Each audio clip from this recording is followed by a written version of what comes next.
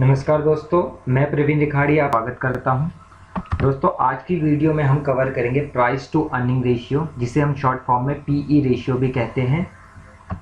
हम इस वीडियो में जानेंगे पीई रेशियो का मीनिंग क्या होता है, हम पी रेशियो को कैसे कैलकुलेट कर सकते हैं, और साथ ही साथ वीडियो के अंत में हम जानेंगे पी रेशियो का क्या इंपॉर्टेंस है स्टॉक एनालिसिस में।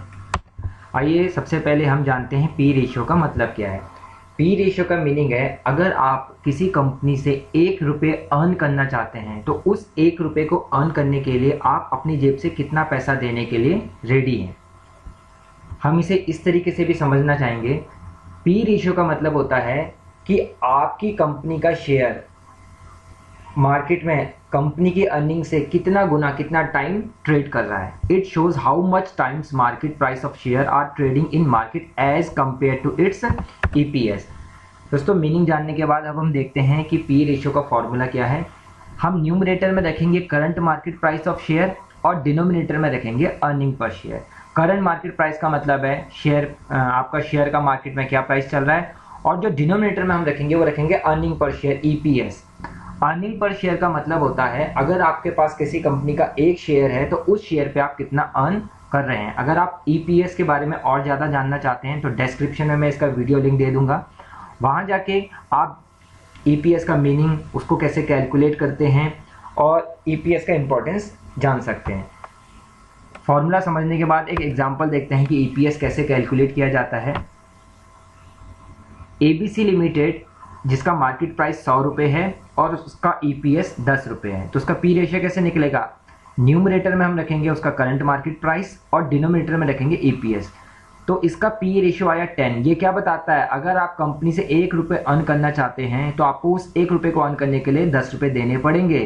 साथ ही साथ हम इसे ऐसे भी कह सकते हैं कि आपका मार्केट प्राइस ऑफ शेयर उसकी अर्निंग से 10 गुना ज़्यादा मार्केट में ट्रेड कर रहा है। अब हम जानेंगे कि पी रेशियो का स्टॉक एनालिसिस में कैसे यूज़ किया जा सकता है। इसको मैं आपको कंपैरेटिव एग्जांपल के साथ समझाना चाहूँगा। देखिए, एक कंपनी है एबीसी लिमिटेड और एक कंपनी है एक्सवाईजेड लिमिटेड। एबीसी लिमिटेड का करंट मार्केट प्राइस 100 रुपये है और उसका ईपीएस 10 रुपये है, तो अगर हम इसका पी रेशियो निकालेंगे तो वो आया 10।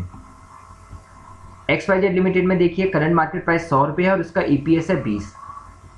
इसका जब हमने पी रेशियो निकाला तो ये निकला 5। तो देखिए एक्सवाईजेड लिमिटेड आपको चीपर लग रहा है as compare to ABC limited. अब आपने देखा कि यहाँ 1 रुपये अर्न करने के लिए मुझे 10 रुपये पे करने पड़ेंगे, यहाँ 1 रुपये अर्न करने के लिए मुझे 5 रुपये पे करने पड़ेंगे। तो आपने देखा ये चीपर है और आपने यहाँ इन्वेस्ट कर दिया, आपने एक्सवाईजेड लिमिटेड का शेयर परचेज कर लिया।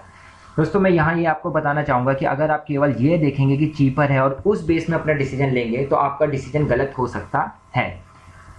आप मार्केट में कुछ चीज़ परचेज करने जाते हैं तो क्या आप केवल सस्ता देख के आते हैं? नहीं, आप सस्ता और अच्छा, अगर दोनों क्वालिटी आपको मिलेगी तो ही आप लेके आओगे। केवल सस्ता लेके आओगे तो आपका डिसीजन गलत हो सकता है। यहाँ पर यह बात एप्लीकेबल होती है। आप केवल अगर चीपर देखेंगे तो आपको नुकसान हो सकता है। अब आप देखिए, मैं आपको एक एग्जाम्पल से समझाता हूँ। एबीसी लिमिटेड का बहुत अच्छे रिजल्ट आ रहे हैं। एबीसी लिमिटेड को आगे बहुत अच्छे ऑर्डर मिलने वाले हैं। इन्वेस्टर का इस शेयर पे काफ़ी कॉन्फिडेंस है, तो इस वजह से एबीसी लिमिटेड का मार्केट प्राइस बढ़ते हुए ट्रेंड पे है। तो अगर मार्केट प्राइस बढ़ते हुए ट्रेंड पे होगा तो न्यूमरेटर बढ़ेगा, और दोस्तों न्यूमरेटर बढ़ेगा तो ऑब्वियसली पी रेशियो भी बढ़ेगा। इस वजह से ये इसकी पी रेशियो ज़्यादा आ रही है। अब आप कह रहे हैं कि इसकी पी रेशियो ज़्यादा है, मैं इसे परचेज नहीं करूँगा। नहीं, आप इसी को परचेज करेंगे क्योंकि आपको पता है ज़्यादा पे करके मुझे अच्छा शेयर मिल रहा है और भविष्य में इस शेयर प्राइस के बढ़ने के और ज़्यादा चांसेस हैं। दूसरी तरफ एबीसी लिमिटेड का आप एग्जांपल लीजिए। सपोज जिस कंपनी में ऑडिटर्स ने फ्रॉड पकड़ा है या ऑडिटर ने रिजाइन कर दिया, जिस वजह से मार्केट में जैसे ये न्यूज़ आई इस वजह से इसका शेयर प्राइस काफ़ी घट गया। अगर इसका शेयर प्राइस घटेगा तो ऑब्वियसली न्यूमरेटर भी कम होगा, और न्यूमरेटर कम होगा तो इसका पी रेशियो भी कम हो जाएगा। इस वजह से ये कम हो गया, तो आपके लिए सस्ता हो गया कि आप इस शेयर को परचेज करेंगे जहाँ पर ऑडिटर ने ऐसी रिपोर्ट दी है? नहीं। तो मैं यही बताना चाह रहा हूँ, केवल पी रेशियो देखकर आप अपना डिसीजन नहीं ले सकते हैं। आपको साथ ही साथ कंपनी के अदर पैरामीटर्स और फाइनेंशियल्स और इन्फॉर्मेशन को भी यूज़ करना पड़ेगा। केवल पी रेशियो देख के आप इन्वेस्टमेंट करेंगे तो आप नुकसान खा सकते हैं। अब देखिए दोस्तों, पी रेशियो का जब भी आप एनालिसिस करें तो एक बात ध्यान रखें कभी भी जिन दो शेयर का आप आपस में पी रेशियो कंपेयर करेंगे वो सेम इंडस्ट्री के होने चाहिए। अगर आप बैंकिंग सेक्टर में लेंगे तो दोनों शेयर बैंकिंग सेक्टर के होने चाहिए, आईटी सेक्टर के ले रहे हैं तो दोनों शेयर आईटी सेक्टर के होने चाहिए। डिफरेंट सेक्टर के आप शेयर का पी रेशियो की मदद से कंपैरिजन नहीं कर सकते।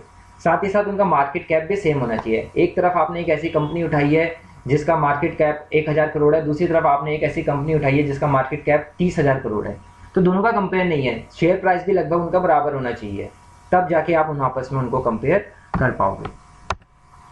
उम्मीद करता हूँ ये वीडियो आपकी हेल्प करेगी। Thanks for watching.